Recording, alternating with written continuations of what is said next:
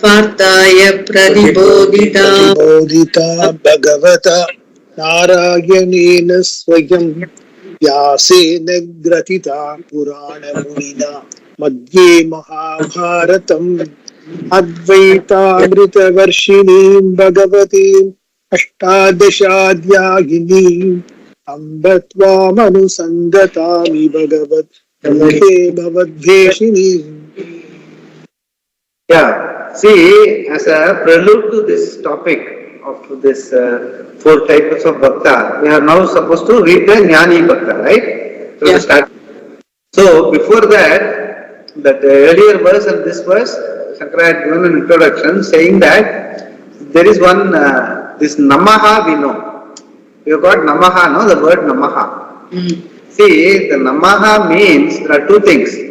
Actually, it is Namama and then Namaha. So Namama is what I surrender. What I surrender is I, assuming to be body, mind and senses, and what all I have, what are my wealth, Pasuputra, everything, all those things. Okay. So what I have, I surrender. That is Saranagati. That is Namama. Even in all our rituals and all we say, no? Namama, Namama. Bhavadya himself will say Namama. So that you don't assume that whatever you are given is yours. So, Namama, like that. The second thing is Namaha. Unto whom we give. To whom we give. So, there are 2 types of things. One is surrender, Saranagati, that is what I am and what I give. And to whom? Te, Namaha. So, that is the second. That is called Prapati. Prapati means Padam. Padam means feet. Prapati means what I submit unto. So that is called Prapati. So Prapati is one thing and Saranagati is another thing. These 2 things.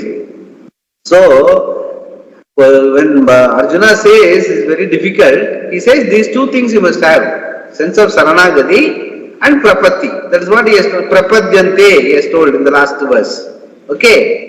I thought I would just tell you because this Namaha is very important, easy to remember. Namaha means there are 2 things. Namama and Namaha. What I surrender and to whom I surrender. Both are equally important. Once we have that in our view, whenever we say Namaha, if we keep both of these things in view, then automatically complete sense of surrender will come, and once you surrender your Mano, Buddhi, Ahankaram, everything, and what remains is only you, the self. Okay, the self is something, it is not a thing which we have been always telling, so you cannot surrender that, and that is the Swarupa of Vishwara also. And to whom it goes, his Swarupa also is the same thing. So, the surrender is what is in between, that is your own body, mind, senses, or your health, wealth and all that. And unto the feet of Bhagavan means everything, whatever is there in Jagat, whatever we call Jagat, is Ishvara's Vibhuti. So the whole thing is together, get coalesced. So what remains is your own Swarupa and Ishvara's Swarupa. So then your Prapadyante, that Saranagati is complete. Then you won't have any fear. That's what Bhagavan has told in the last verse. Then he has explained 4 types of bhakta. Out of that 3 we have studied. Now the 4th one we will study. Yeah. Verse 17.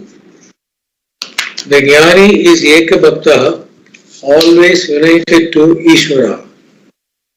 Tesham Jnani Nitya Yukta Eka Bhakti Visishyate Priyo hi Jnani no Tyartam Aham sa cha mama priyaha. Tesham, among these, Jnani, the one who knows me, Eka Bhakti, whose devotion is resolved in oneness, Nityayuktaha, always united to me, Vishishyate is distinguished, he distinguished, yeah.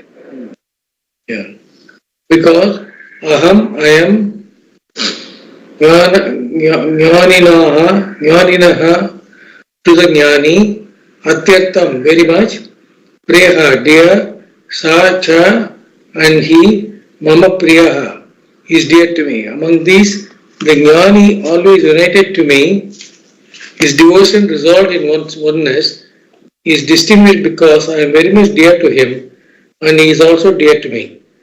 Tesham Jnani Nityayuktaha. Among these four devotees, the Jnani is always united to Ishvara. Jnani means the one who has immediate knowledge of the truth of Ishvara. He is a Tattvavit, knower of the truth. Because of this knowledge, he is always united to Ishvara, Nityayukta. This is a very important word here. As long as Ishvara is Paroksha, remote, one has to make a connection with him.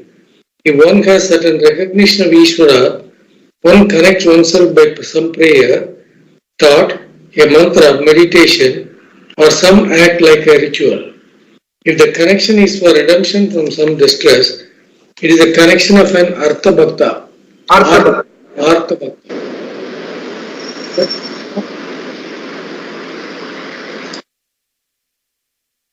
But it is not Mithya, permanent. An Artha Bhakta is united for now. Later he or she will not be. It is the same for the Artharthi. When one undertakes something important, one thinks about Ishvara and then begins that action. At this time, one is united to Ishvara. Jignasu is more or less always united because his or her mind is consumed by the desire to know the truth. And the truth is Ishvara. Therefore, Jignasu's mind is more often than not connected. As a mumukshu, he or she is a karma yogi, therefore has prasada buddhi.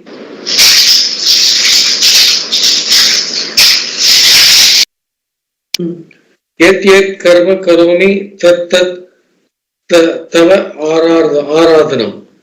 Whatever action I do is offered to you.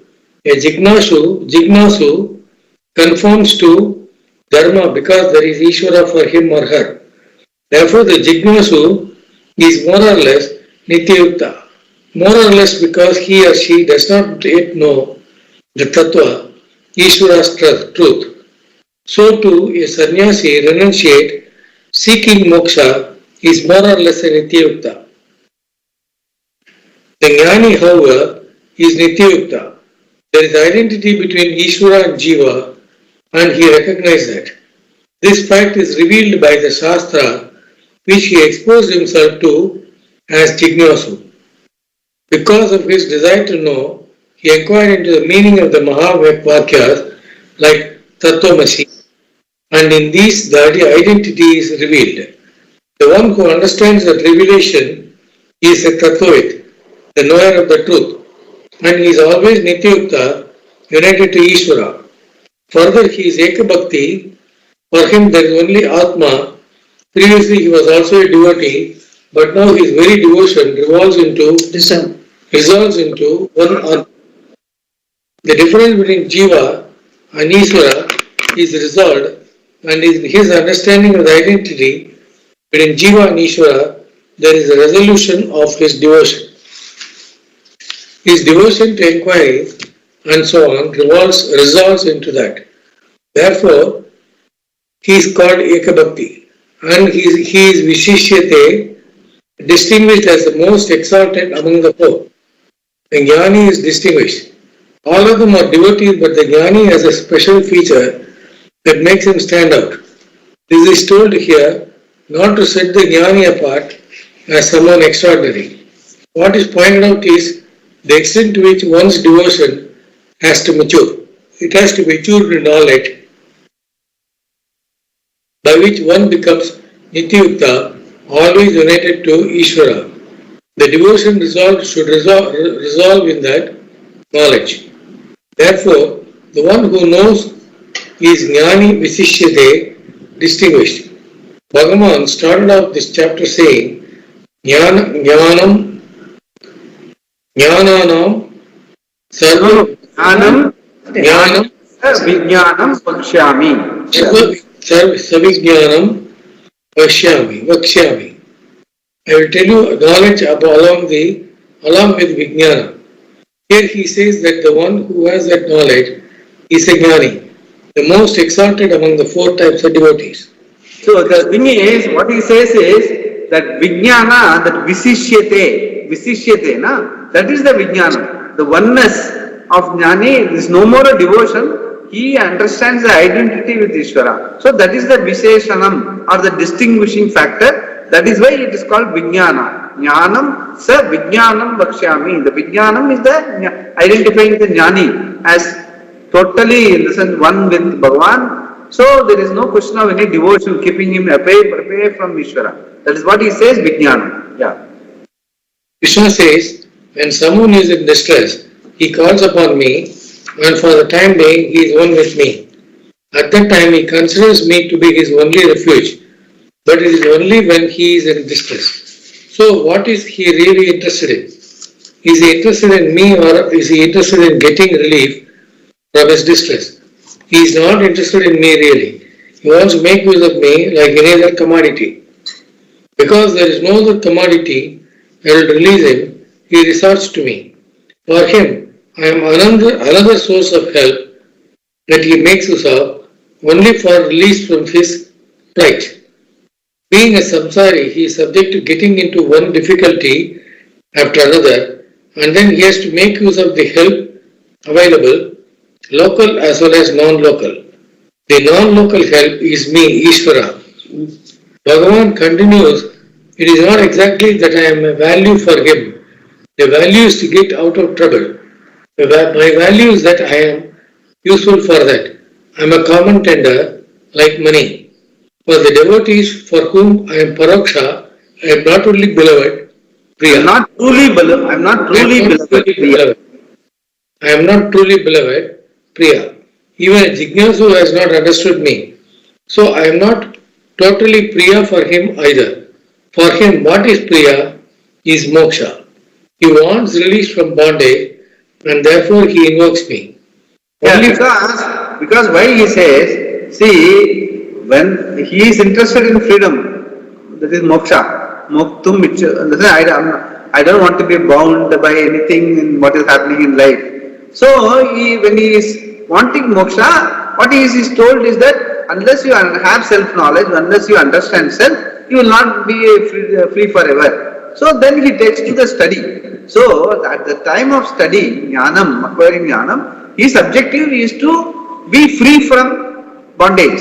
That is why he says, even for him, even for a Jinyasu, he is not interested in me, in oneness with Bhagavan. He is interested in freedom. That is why he is starting. But later, by the time the Jinyasu fully understands the jnanam, once he understands, then he knows there is no second thing, there is only oneness. So he and Bhagavan are one and the same. That he comes to know when he becomes a jnani, when the understanding, the clarity in understanding in jnanam is fulfilled. That is what he says. So even at the time of study, Jignasu, he is only a mumukshu, he is interested in freedom. That is, because generally all of us say, what is the Purushartham? Freedom. Moksha is a Purushartham. But once you understand thoroughly, even moksha becomes irrelevant because there is no second thing. There is bondage. Bondage was as though, and moksha is also as though. It's only just like that. But the reality is what is? There is one Swarupa which is you and Ishvara. There is only one Swarupa and Desakala Vastu, which we have discussed in the first chapters. That is what he is continuing. So that is the Jnanam, that is Vijnanam. That is what separates the Jnani Bhakta from the other three.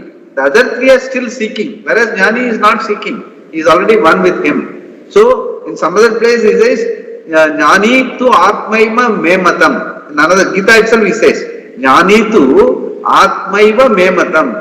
He is not, he is me only, Bhagavan says.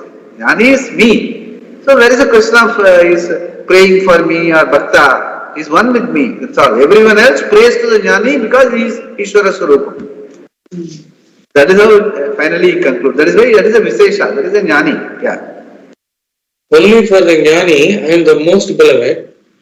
Priyaha hi Jnaninaha Atyartam Aham. Atyartam Aham. Because only he knows me as Atma, the object of all love. Atma is Ananda, the only value in the whole creation. It therefore becomes the object of all love. Here Krishna uses the word atyartha, absolutely.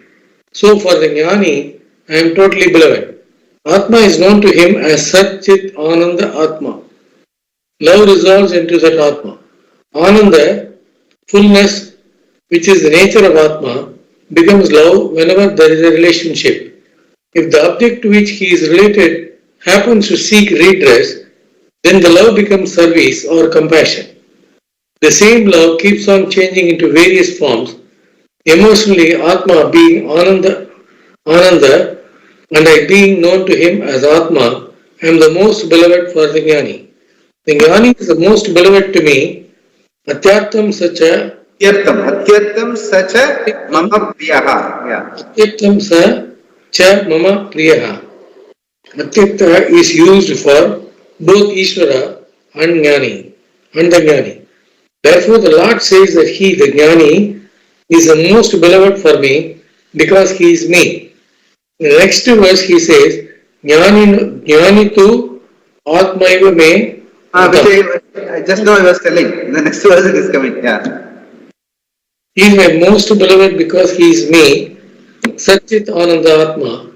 Priya is Atma. Why? Because Atma is the most beloved. So Saha, he is Mama, my Priya, that is Atma. In these two verses, Krishna has shown that four types of people worship him. They are Artha, a devotee in distress, Artharthi, one who invokes him not only in distress but also when he wants to accomplish something, Jigyasu who wants to know the Swarupa of Bhagavan, and Jnani who knows the Swarupa of Bhagavan and also knows that essentially he is not different from Bhagavan. Among these four, Jnani is the most exalted. Even though they are all devotees, the Lord singles out the Jnani as the one who has accomplished what devotion can accomplish. The others are related to him whenever they pray. But a Jnani is always related to him because he is a Tattvavit. He knows the truth of Ishvara as not separate from him. Naturally, he is always united because he has the knowledge that he is Atma, which is Ananda Swarupa, the object of absolute love. The Lord says, I am the most beloved to him and he the most beloved to me. Now, if this is so, what about the other three devotees?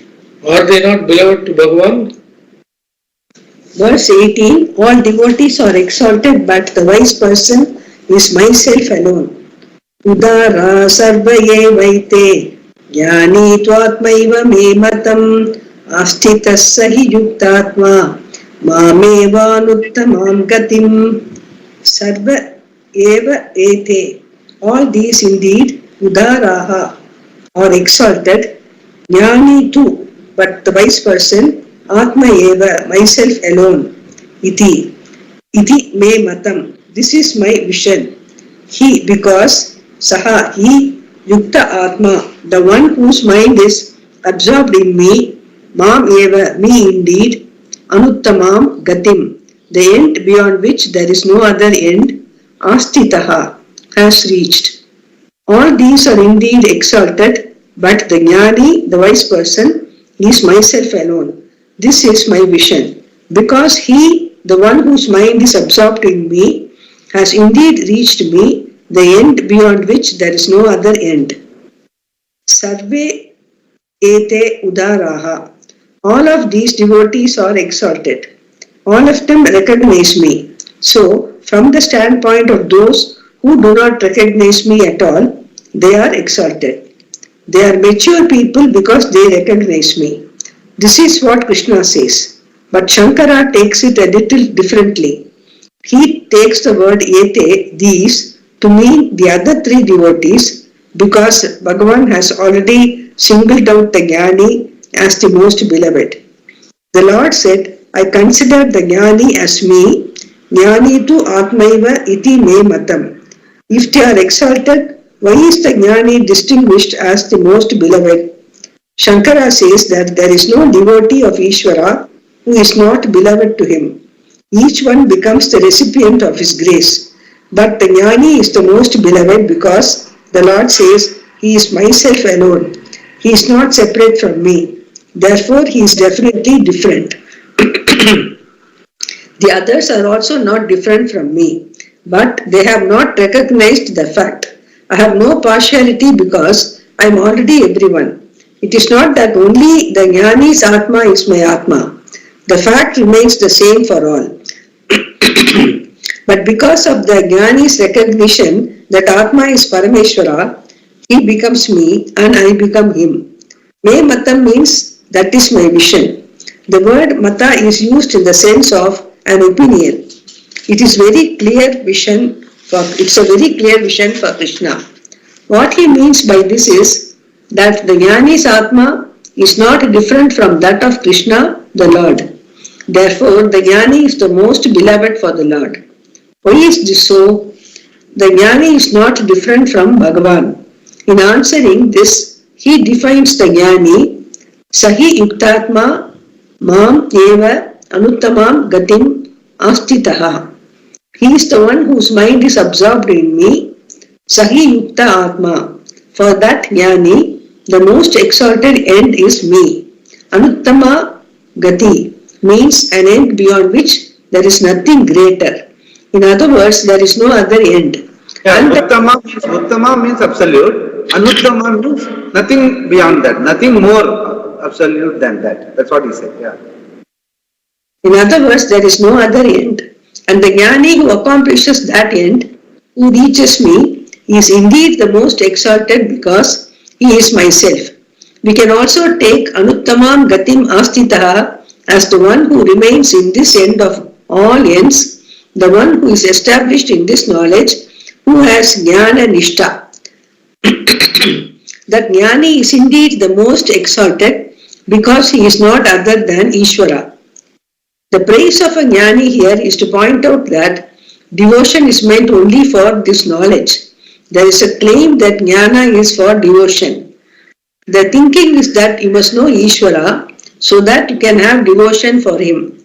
But if I know Atma as Ishvara, the devotion resolves. Till then it is devotion. Its culmination is knowledge. So it is clear that devotion is not after knowledge. It is before. Devotion is for the sake of knowledge, and knowledge itself is devotion.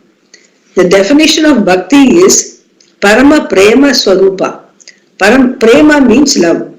Parama Prema Swarupa is absolute love. Absolute love.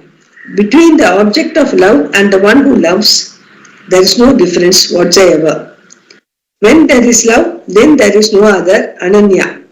The devotee and the altar of devotion are one and the same. That devotion is nothing but jnana, knowledge. Expressing the same thing in another way, it is sadhya bhakti, the end in itself, the fulfilled devotion of the jnani. Verse 19. Prashant, are you reading? Yes. Yeah, I can read. Yeah. Verse 19, the Jnani is again praised.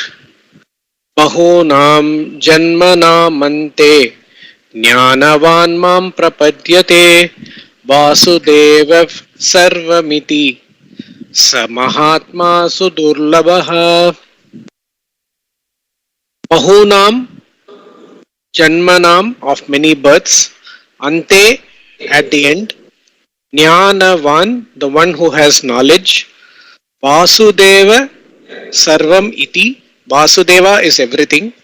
Thus, Mam Prapadyate reaches me. Sa Mahatma, that wise person.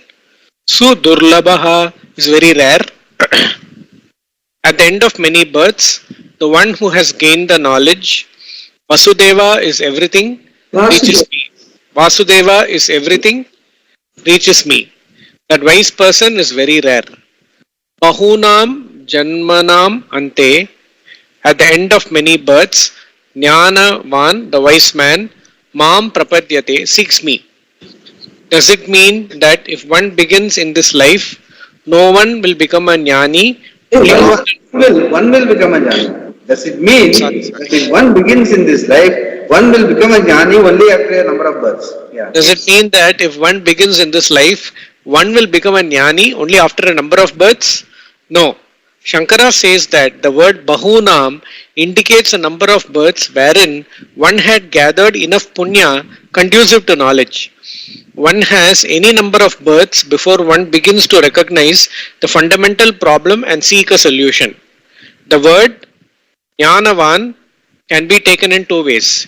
He can be the one whose mind at the end of many births is mature enough to gain this knowledge. Because of his maturity, he seeks me, Mam Prapadyate. Such a person alone becomes a Jnani. Or Jnanavan is the one who has the knowledge. He reaches me. How does he reach Bhagavan? Everything is Vasudeva. Because of his knowledge, the Jnanavan understands Vasudeva alone is everything as himself. Vasudeva Sarvam. Vasudeva is non-separate from Atma, so the gain is recognition of the identity between the I of the Jiva and the I of Ishvara, and seeing all that is here is Vasudeva. Everything is non-separate from that cause, and the product, the creation, is Mithya. It has no existence apart from its cause, which he recognizes as Satya. And he sees very clearly that the only Satya is Atma, which is Brahman, and recognizes therefore that everything is Vasudeva. Krishna says, in this knowledge he reaches me. See, there are two ways to look at it. One is Karana Karya Prakriya methodology. In the sense, from the cause the effect comes. From Karanam, Karya comes, effect comes. So, once you find that Karya is changing, Karya is the Jagat. The Jagat is all the time changing and it is Mithya, then what we arrive at, okay, what is changing, what is the effect, is not other than the cause, that is Brahman or whatever be the cause. So, Karyam is Mithya, Karanam is Satyam. Then, the other way to look at it is, since Mithya does not exist other than the Satyam, only Satyam alone is. That means everything, whatever we transact, the changeless aspect of it, the Satyam, is the same in all. That is what he says, that every one of us, Bhagavan is the same. There is only Bhagavan, there is no other thing. The other thing is all changing. That our body, mind, senses, our life, our name, fame, everything is changing. So that is Mithya because it is changing. What is Satyam? All this is the Swarupa. Your Swarupa, Jiva Swarupa and Ishvara Swarupa are one and the same. So Satya alone remains. Satyam alone remains. So that way also both the ways it can be looked. Either we understand Mithya as Mithya or Satyam as something that pervades and transcends all our Jivas. That's everything. It pervades meaning because of that only all this exists, and transcends meaning it is not caught up in any of this because it is Desa Kala Vastu Aparichinam, it is not a thing, it is just a being. So it is only the Swarupa, it is not the changing substance. So that way also we can see that there is Satyam only everywhere. That is what he says. This makes it very clear that devotion after knowledge is not what is meant here. If Vasudeva is everything, he cannot be separate from you. If he is minus you, he is not everything. And he would also be Anatma, which as you have seen would mean he is Jada, inert. If Ishvara is inert, he depends entirely upon you to be known like any other inert object. But it is not so. Everything depends on Atma. The only thing that is real, the Satya Vastu. And Atma happens to be Ishvara. Therefore you can say, Aham idam sarvam, I am all this. This is what the Shastra says throughout in various ways. Everything is Brahman alone. There is no multiplicity here at all. Sarvam kalu idam brahmaneha nana asti kinchana. Sarvam kalvitam brahma neha Brahma. asti kinchana. Sarvam kalvitam brahma is a famous Mahavakyam. Neha nanasti kinchana is the explanation. Yeah. Further, without the world, Atma is Purna, whole, and with the world it is whole, Purnamadav Purnamidam, Yeah, Wholeness. that famous what do you call prayers song, Purnamadaha, Purnamidam, Purnat, Purnam Udachyate, Purnasya Purnamadaya, Purnameva Vasichyate, means from Purnam only everything has come. That is the Brahman, the Ishvara, Jiva has come, and the Jiva is not separate from Ishvara. So, because of that, in Ishvara only avasishyate, everything is remaining. Purnameva avasishyate, that's what it is. Yeah. Wholeness is not going to be improved upon. Therefore, the world being Mithya is not an addition to Brahman. It is dependent on and non-separate from Brahman. And Brahman itself has not undergone any change whatsoever to become the world. Without Brahman, there is no world either. Without a reality, there is no Mithya. The Shastra reveals the identity using the method called Vadayam Samanadi Karanyam. It is again a methodology. Samanadi Karanyam means making it samam, equal. Vadayam Samanadi Karanyam meaning by negating, see, in an equation there are two sides. For the two sides, whatever is not separate from the oneness in both the equation, that you remove. Vadayam, you negate that. By logically, it's not just like that you remove. You prove that all this do not belonging to the left hand side of the equation. Then you say all these are not belonging to the right hand side of the equation. Then what is left over is equal. 7 equal to, for example, Swami used to give a simple example, like 100 minus 93 equal to 3 plus 4. For a child which is learning mathematics, it will say what? In the left hand side, both are 3-digit numbers and 2-digit number, and the right hand side there is only a single digit number. There it is minus, here it is plus. How can both sides of the equation can be same? Then the explanation is how it is done is explained, and remove all the differences and find out, you say that left hand side also is 7, right hand side also is 7. Once you arrive at that, everything else you Badayam, you negate the differences. It is called Badayam Samanadi Karanyam. Our equation is proved. Tat Tvam Asi Ishvara, that is Tat Tvam, that is you, Asi equal. Tat Tvam Asi equation is proved by Badayam Samanadi Karanyam methodology. That's what he is saying. Yeah. Samana means Samana means the same, and Samana means the same, and Adhikarana means locus. When two things have the same locus, then one is said to be a Samana Adhikarana with reference to the other. The condition in which two objects enjoy the same locus is called Samanadi Karanya. There are two types of Samanadi Karanya. Yeah, actually we can read the footnote. Samanam Adhikaranam Yayoho Tayoho Samanadi Karanyam. That's what it means. Yeah.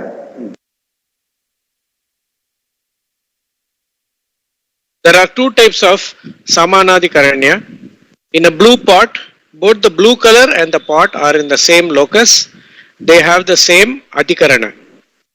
Similarly, when you say Rama is a musician, both Rama and the musician reside in the same locus. Rama is the musician and the musician is Rama. A is B and B is A. Therefore, there is Samanadi Karanya between A and B. Amitabh Bachchan is a beggar and beggar is not Amitabh Bachchan. That will come later. Yeah. However, when we say the world is Brahman, the situation is different. The world is Brahman, alright, but Brahman is not the world. A is B, but B is not A. This kind of Samanadi Karanya is called Badayam Samanadi Karanyam. To illustrate, let us consider the following situation. Suppose a stump of a tree is mistaken for a person. Then the one who knows that it is not a person points out that it is but a stump of a tree and not a person. He says, Stanuhu Ayam Purushaha, this person is a stump of a tree. It means What one sees as the person is a stump of a tree. In Sanskrit, both Purusha, the person, and Sthanu, the stump, have the same case ending. This indicates that they have the same locus. But are there two things here? No.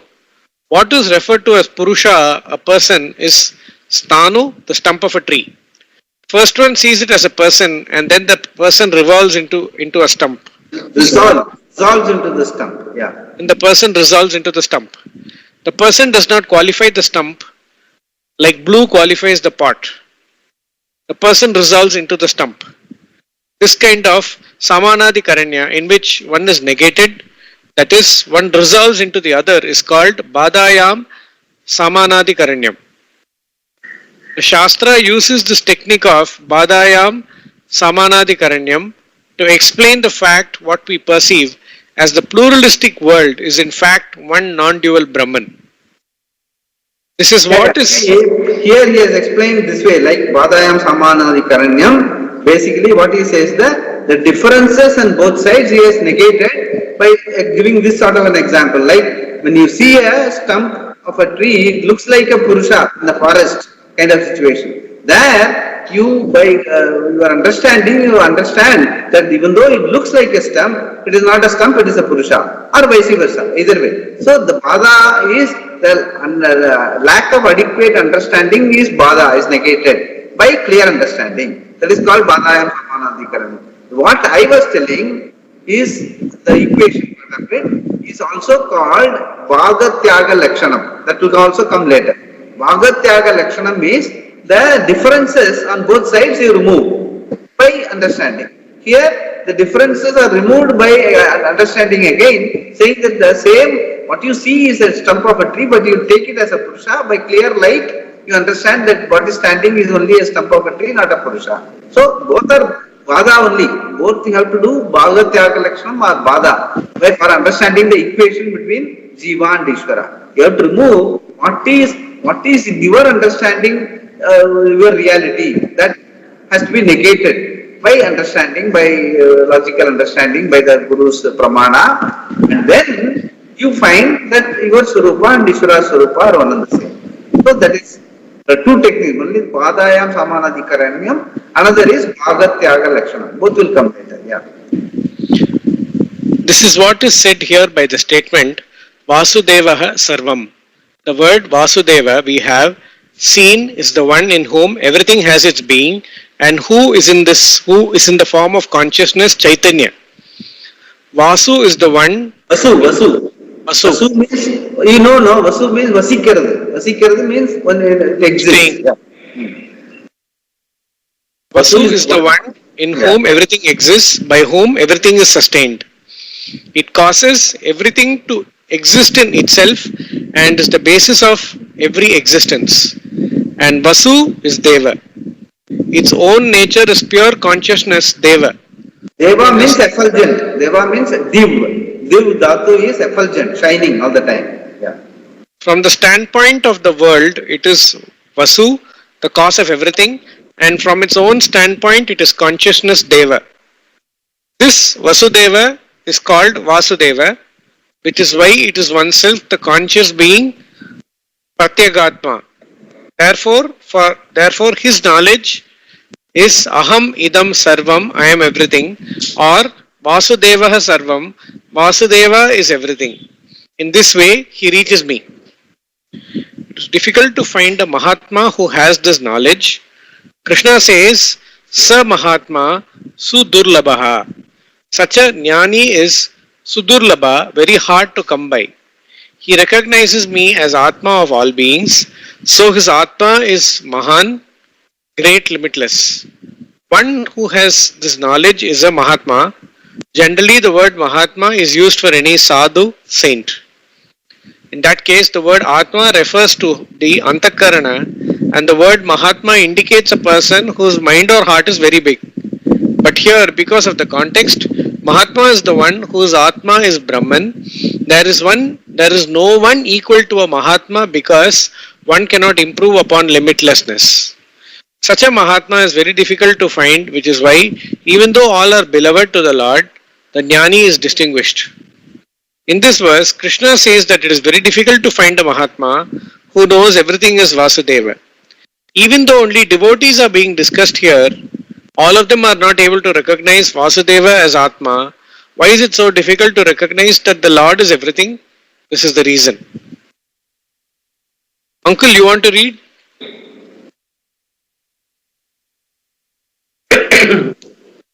Okay. Verse 20. Desires rob one's discrimination. I will read. Prashant. No. I was just like that. Normally we take turns, right? Kumar is reading. But, no, actually, for unmuting it took time. Oh. It takes time for unmuting. There's some problem here. In the Skype itself, some problem. Okay, and I will read. Yeah.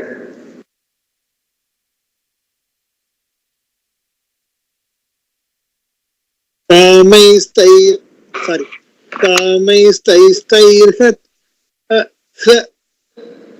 Sorry, I will read again. Kamaistairhridajnanaah prapadyante anya devataah tam niyamamaasthaya prakritya niyata swaya prakritya niyata swaya tam taihi kamaihi. By those particular desires, Kritajnanaha, those discrimination is robbed away, tam niyamam.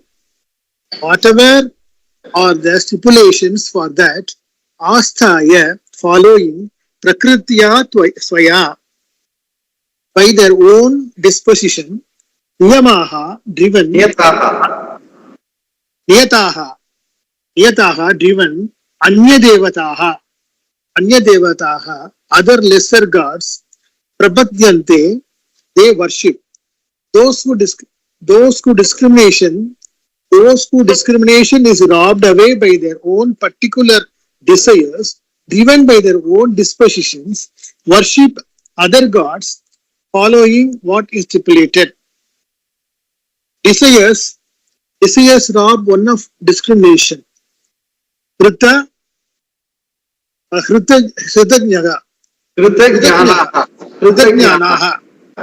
Kritajnana are those whose discrimination is robbed away. Here, Krita means robbed, taken away. And what is robbed is jnana, discrimination. If they do not have discrimination between Atma and Anatma, what they want will not be very clear to them. How have they been robbed of their discrimination? Kamaya taihi. So he emphasis, when he repeats, he is emphasizing the desires part. Kamaihi, taihi, by those desires, his discrimination is robbed. Yeah. By those desires, because desires differ from person to person. The plural is used here. Each person, for his own technique, desires, and by those he is robbed of his discrimination. Without an object, you cannot have a desire. So, Shankara says here that their discrimination is robbed away by objects like sun, wealth, heaven, and so on. Putra pasu swargati. Putra Swargadi Vishayaihi. Listen, he is explaining the Vishayaha, the plural. Putra, Pasu, and Swargadi Vishayaihi. Yeah. Putra, Pasu, Swargadi Vishayaihi. Putra is son. If one has money, one wants a heir. If one has no money, even though he has nothing to give, he will want a son. Perhaps the hope is that the son will improve his lot. Each one wants to continue to live in the form of his son. The man who wants a son to continue the family name, and every woman has an inbuilt desire to have a child, because there's a natural fulfillment here.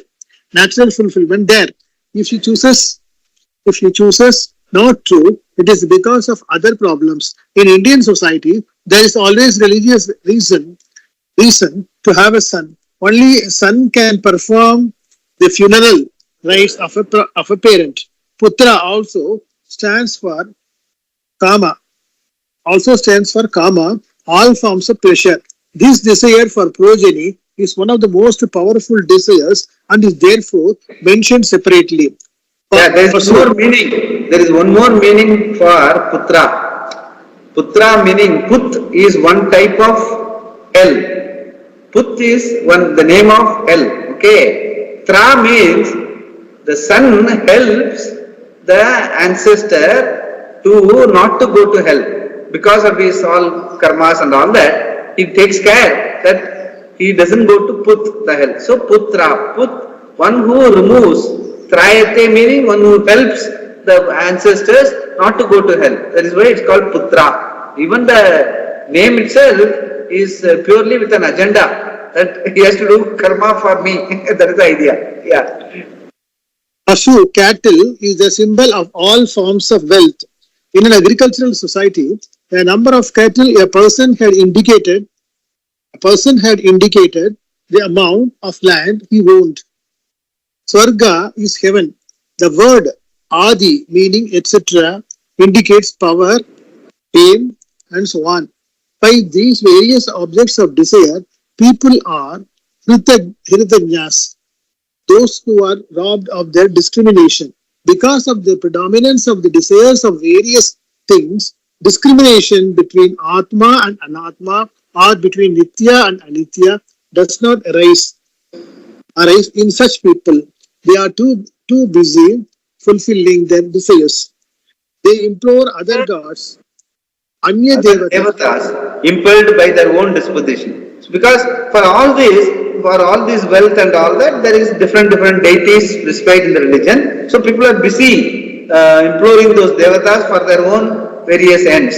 So people are busy. Even in case of worship, people are busy. There again, there is a very busy transaction going on. I want this, I will go to this devata. I want this, I will go to this devata. So they are so much busy, they have no time for understanding the reality of Ishvara or oneself and all that. So that is explaining the context why the bhaktas also, they do not come to know him because they are so busy for various reasons. Yeah. Anya Devata Prapadyante. They propitiate other devatas. In doing so, they meet with a number of obstructions. To ward these off and enhance the results of their efforts, they invoke Ishvara in the form of different devatas. They implore Prapadyante, other gods, Anya Devata. There are prayers to invoke a specific devata for a specific result, and for certain results, there are certain specified results. Rituals. So, to fulfill their desires, they invoke various other devatas. All the devatas they worship are looked upon as other Atma, which is other than Atma, which is Vasudeva. They do not think about Atma being Vasudeva, and that they have to gain this knowledge. The desires for knowledge, jnana, jignasu does not arise in them. Each is impelled by his own disposition. Driven by their own dispositions, Swaya Prakritya Niyate. So, Swaya Prakritya Niyataha. All are plural. All the three. Swaya Prakritya Niyataha. Swaya Prakritya Niyataha. They approach other devatas for what they want, or they go to. Sorry, one second. They go to Devaloka. They go to Devaloka and become devatas themselves as a result of their worship.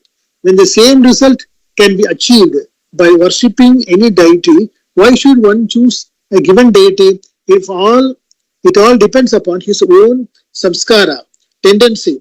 Perhaps he had worshipped that deity in his previous life or in this life. Because of what was done before, certain things attract, certain things do not.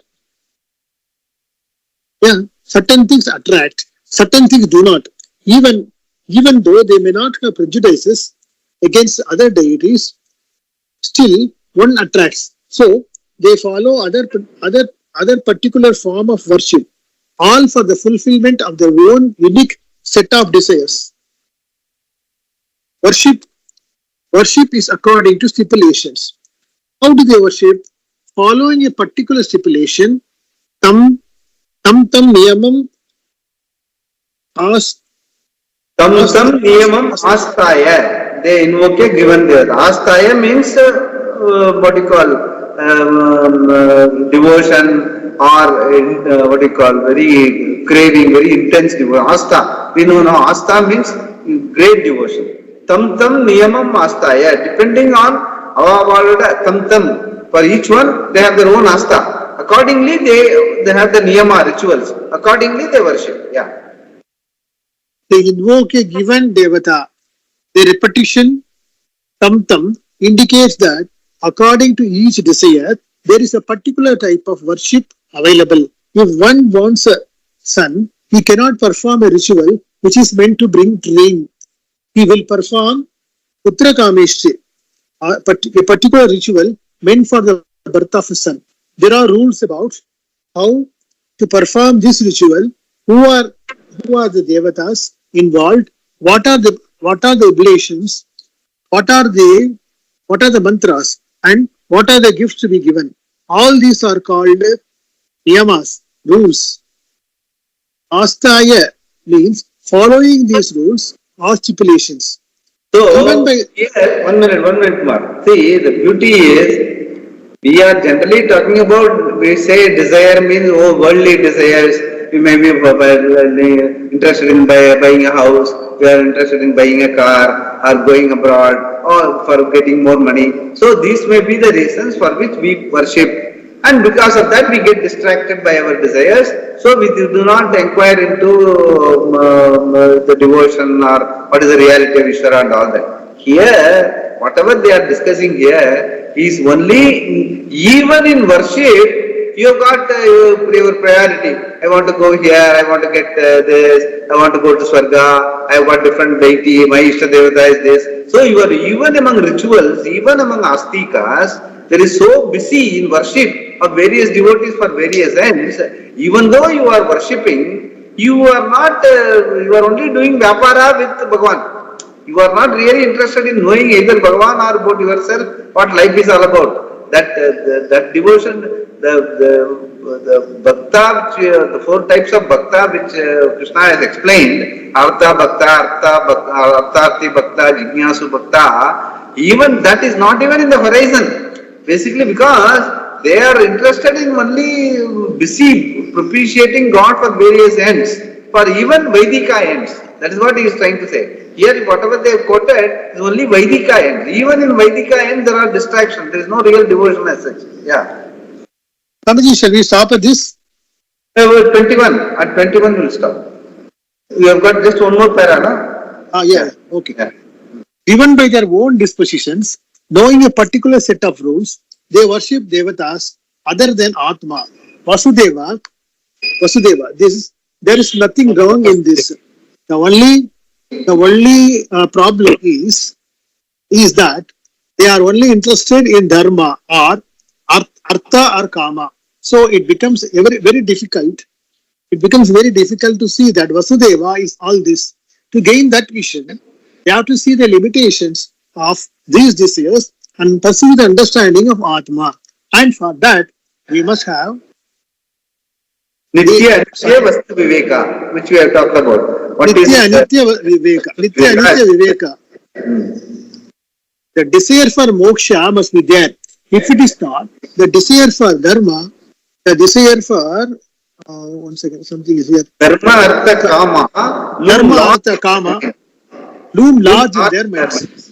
Yeah, basically, Artha Kama means okay, desire, only desires. Even dharma can distract you. Dharma means I want to do this to my ancestors. I want to do this Putra Kameshti. I want to do the Darsa Parnamasa. I want to do Agnihotra. I want to do this ritual. I want rains and all that. So many. Since even in Dharma, there is so much of distraction. That is what he says. If it is not, the desire for dharma, artha, kama loom large in their minds. Yeah. Even Arjuna up to now was only interested in dharma, artha, kama. He became interested in moksha only a few chapters ago, a few hours ago perhaps. Since Krishna started talking to him, only an hour or two would have passed. Before that, Arjuna was interested in fighting and establishing dharma. Therefore, robbed of their discrimination by various desires, driven by their particular disposition, they propitiate different devatas according to the stipulations. As a result, they don't come to me. This applies to all forms of religion where Ishvara is other than you. In the next verse, Lord Krishna says that in whichever form they worship, in that form I bless them. Yo yam tanum bhaktah shraddharyarcha yarcha ichchati tasya chalam shraddham tameva vidadhamyaham. Yes. See, in whatever way you are worshipping, accordingly you will bless. If you ask for so many things, this and that, I will keep blessing you. Because everyone Shraddha only they will get Shraddhavan, Labate, Jnanam. And if you are Shraddhavan, Labate so many things, you will get those things. You will not get Jnanam or you are. See, the key part of it is people have to understand that Ishvara, what is the Ishvara that is defined in Gita?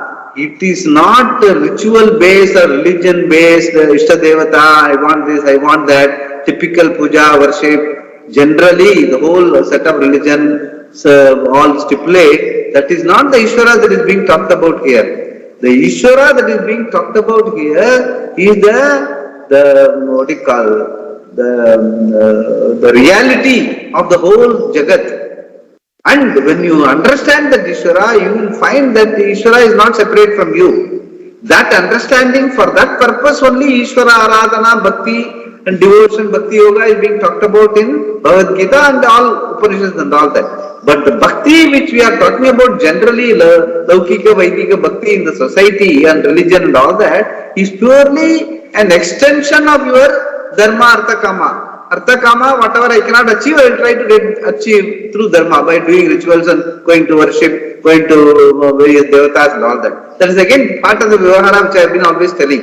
Right from beginning, what I have been telling is that the religious worship which we are talking about is for Dharma is only as part of the Vyavahara, as part of Artha and Kama together. Whereas the Ishvara that is being talked about in the Gita is the reality understanding of Ishvara Swarupam, and which is nothing other than you. So that is the Ishvara that is being talked about. That is the distinction you have to very clearly understand. Then only we will really have what the Ishvara which is being talked about in Gita. That only we will have that. That is real spiritual pursuit. That is a spiritual Ishvara which you are talking about.